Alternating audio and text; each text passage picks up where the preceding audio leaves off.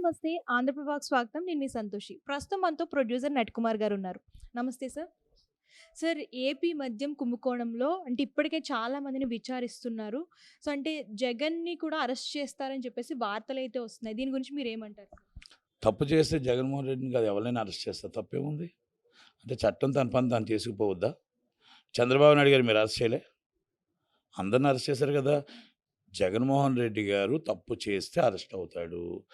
అప్పుడు chief minister ఎవరు? జగన్మోహన్ రెడ్డి గారు. అప్పుడు కుంభకోణంలో కసిరెడ్డి అన్న ఆయన ఉన్నాడు కదా! సినిమా వాళ్ళకి లింకులు ఉన్నాయి కదా! డబ్బులన్నీ వైట్ మొత్తం టోటల్‌గా అక్కడి నుంచి తెచ్చిన బ్లాక్ మనీ వైట్ చేశాడు కదా! ఆ వైట్ చేసిన సినిమా వాళ్ళు కూడా లోనకెళ్ళాలి కదా! అలాగే మొత్తం టోటల్‌గా ఎవరైతే ఉన్నారో వీళ్ళందరినీ స్టేట్మెంట్ తీసుకొని జగన్మోహన్ రెడ్డి గారికి తెలియకుండా జరిగిందా? తెలిసి జరిగిందా? ఇయన్నీ చట్టం తన పని తాను చేసిపోతే ఇన్వెస్టిగేషన్ ఉండేది కూడా మనం మాట్లాడకూడదు. ఇన్వెస్టిగేషన్ మాట్లాడుకుంటే కంపల్సరీ తప్పు చేస్తే అవ్వలేని జైలుకెళ్ళాల్సిందే. ఈయనేం 10 సార్లు పుట్టలేదు. ఏమంటారు? ఈయనేం 10 సార్లు పుట్టలేదు. ఈయనని ఆపడానికి మొత్తం టోటల్‌గా వేల కోట్ల జనాలేమి రారు. అరెస్ట్ అవ్వాలి అనుకుంటే తీసుకెళ్ళి లోనేసేస్తారు. అయిపోయింది. ఇది తప్పు చేస్తే. తప్పు చేయకపోతే ఎవరు వేయడానికి లేదు. అంతే కదా! తప్పు జరిగిందా? స్టేట్మెంట్ రికార్డ్ చేశారా? తక్కువోళ్ళందరినీ ఈ స్టేట్మెంట్ కన్వెన్షన్‌లో జగన్మోహన్ రెడ్డి చేశాడని అన్నారు. కానీ దీంట్లో అంతటి సూత్రధారి మాత్రం సూత్రధారి, పాత్రధారి, అన్న, పెద్దన్న, గురువు, దైవం విజయసాయిరెడ్డి. విజయసాయిరెడ్డి గారు ఒక శబ్దం చేశాడు. జగన్మోహన్ రెడ్డి గారిని కూడా లోనేయించేస్తానని. కనుక దీనికి అంతటికి సూత్రధారి, అప్రూవర్ అన్నవచ్చు ఏమని అనుకోవచ్చు. జగన్మోహన్ రెడ్డి గారిని లోనేయించినాక నిద్రపోడు విజయసాయిరెడ్డి. వాళ్ళిద్దరికి ఏం జరిగిందో ఏదో తెలియదు కానీ మూల సూత్రధారి ఆయన ఒక్కడే. కనుక ఆయన తలుచుకుంటే ఈయన లోనేస్తాడో ఏంటి అనేది అది వాళ్ళిద్దరూ తేల్చుకోవాలి అన్నదమ్ములు. Number 1, number 2. ఇప్పుడు నెంబర్ 2 ఎందుకు బయటకొచ్చాడు? నెంబర్ 2 ఎందుకు ఈ కుంభకోణంలో పాత్ర ఉందంటున్నాడు? మిథున్ రెడ్డి ఉన్నాడంటున్నాడు, ఆళ్ళున్నారంటున్నాడు, అందరూ ఉన్నారంటున్నారు. ఆళ్ళు చెప్తారు మమ్మల్ని ఎవరిని లోనేయాలని చెప్తున్నాడు. మొత్తం సిచ్యువేషన్ అంతా కూడా ముందు ఒకసారి ఇంటిచ్చి వెళ్ళిపోయాడు. కనుక దీనికి సూత్రధారి, పాత్రధారి జగన్మోహన్ రెడ్డి అంటూ జైలుకెళ్తే అది విజయసాయిరెడ్డే. జగన్మోహన్ రెడ్డి అంటూ అరెస్ట్ చేస్తే విజయసాయిరెడ్డే. ఎందుకంటే విజయసాయిరెడ్డి ప్లానింగ్ ప్రకారం చేస్తున్నాడు. నేను అప్పుడే చెప్పాను. పాముకి పాలేసి పెంచుతున్నావు, నిన్నే కాటేస్తుంది.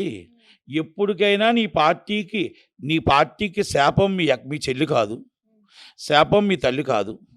శాపం మాత్రం మీకు విజయసాయిరెడ్డి ఉంటాడు. నీ పార్టీని కొలాప్స్ చేయడానికి విజయసాయిరెడ్డి ఉంటాడు. ఇది 100% అందరినీ మొత్తం టోటల్ తీసి విశాఖపట్నం ఇన్ఛార్జ్ అన్నావు. దస్పాలా భూముల నుంచి మొత్తం టోటల్గా విశాఖపట్నాన్నే కొల్లగొట్టిన వ్యక్తి విజయసాయిరెడ్డి. కనుక ఇలాంటి విజయసాయిరెడ్డిని పక్కన పెట్టుకొని జగన్మోహన్ రెడ్డి గారు నమ్మిన బంటులందరినీ పక్కన తోశారు. కనుక మీకు ఈయనే మీ శత్రువు. మిమ్మల్ని రేపు ఉదయం మీ పార్టీని స్మాష్ చేయడానికి కారణం ఈయన విజయసాయిరెడ్డి గారే అవుతారు అన్నాం. విజయసాయిరెడ్డి గారే ఇప్పుడు ఈయన జైలుకి వెళ్ళటానికైనా, రేపు ఉదయం ఏమైనా నిజాలు బయటకు రావటానికైనా, ఈయనవన్నీ బయట రావడానికి ఆయన ఒక్కడే.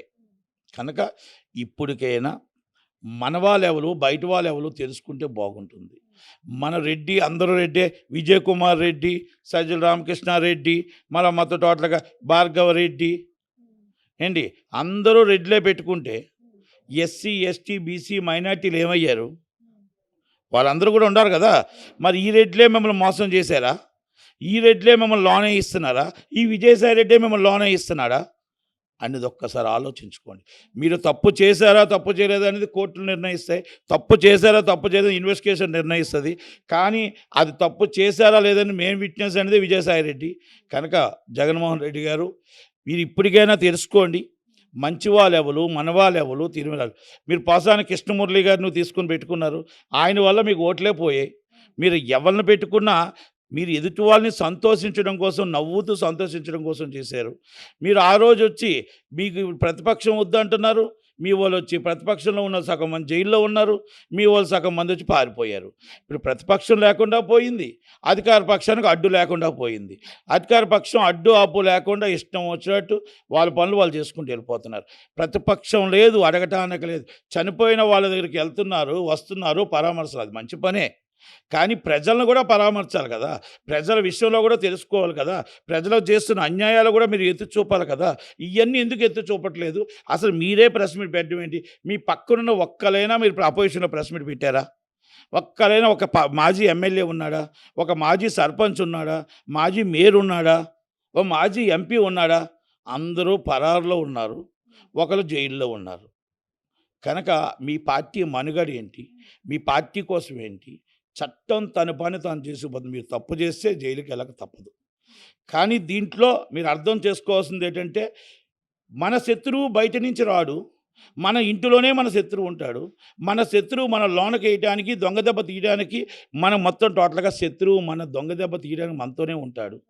మన కులం వాడే ఉంటాడు, మనవాడే ఉంటాడని మీరు తెలుసుకోలేకపోయారు. మనవాడే మీవాడే మీకు దెబ్బ కొట్టాడు అనేది మాత్రం అర్థం చేసుకోండి. Thank you very much. Thank you. అంటే ఇదంతా కూడా లోకేష్ రెడ్ బుక్‌లోంచే గదా అండి. అంటే ఈ మద్యం కుంభకోణం గానివ్వండి, ఇవన్నీ కూడాని. అంటే ఇంకేమన్నా స్ట్రాటజీ ఏమన్నా ప్లాన్ చేస్తున్నారా? ఇంకేమన్నా కొత్తగా అన్నీ కూడా బయటికి తీసుకురాబోతున్నారా లోకేష్ గారు? ఇంకా రెడ్ అది బుక్‌లో కాదమ్మా, విజయసాయి రెడ్డి గారిని వచ్చి నిజం చెప్పమని చెప్పలేదు కదా లోకేష్ గారు. రాజ్యసభకు రాజీనామా చేయమని చెప్పలేదు కదా. మొత్తం టోటల్గా బాబు నువ్వు కుంభకోణం చెయ్యి అన్నారా? మద్యం కుంభకోణం కసిరెడ్డి గారు మొత్తం డబ్బు తెచ్చి సినిమాల్లో పెట్టమని చెప్పారా? సినిమా హీరోలకు అడ్వాన్స్లు ఇమ్మన్నారా? హీరోయిన్లకు అడ్వాన్స్లు ఇమ్మన్నారా? మొత్తం టోటల్గా దీని బ్లాక్ మనీ వైట్ మనీ చేయమని చెప్పారా? ఇవన్నీ కావు కదా. రెడ్ బుక్ అనేది చట్టరీత్యా ఎవరు తప్పు చేస్తే వాళ్ళు యాక్షన్ తీసుకోవడానికి రెడ్ బుక్.